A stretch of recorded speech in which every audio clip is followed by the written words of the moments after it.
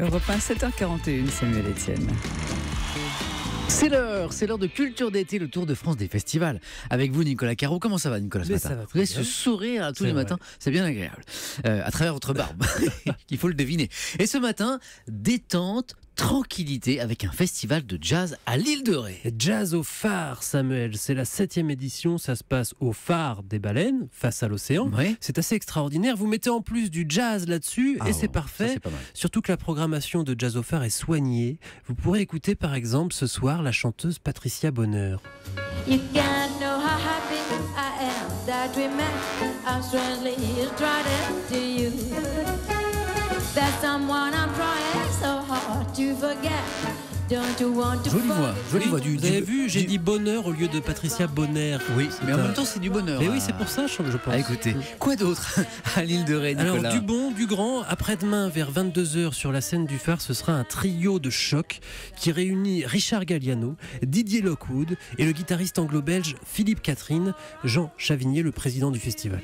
L'association de ces trois musiciens devrait nous offrir une ode au jazz et un swing manouche qui est tout à fait en harmonie avec la programmation que nous cherchons à faire au Festival Jazz au Phare. On trouvait ça intéressant de pouvoir les avoir justement ensemble sur une même scène avec trois instruments très différents, l'accordéon, la guitare et le violon, pour une approche du jazz un peu différente.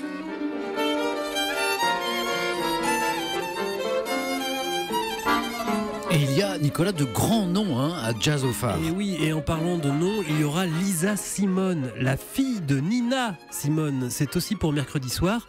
L'île de Ré va vivre au rythme du jazz pendant 3 jours. En plus des concerts sur scène, un groupe baptisé La Planche à laver est chargé de garder les rétais en forme, même pendant la journée, un peu partout. C'est un orchestre qui va déambuler dans les rues et surtout dans les villages et les marchés de l'île de Ré. C'est une ambiance, un son Nouvelle-Orléans, mais il y a également du saxophone, de la clarinette, de la voix. C'est un peu un mélange de musique de différentes origines qui est tout à fait adapté à l'animation de rue, de village et du festival en tant que tel. Well, I could just go along and make your music all day long. Sympa, mais la planche à laver, quel drôle de nom. La planche à laver, oui, vous savez, c'est cette planche avec des cannelures qui servait à laver le linge dans les lavoirs, mais qui a été détournée en instrument de musique. Il suffit de frotter ou de taper dessus, ça joue le rôle des percussions, et puis on change encore complètement de style avec un événement à Jazz au phare, la présence de Michel Legrand à 22h jeudi soir.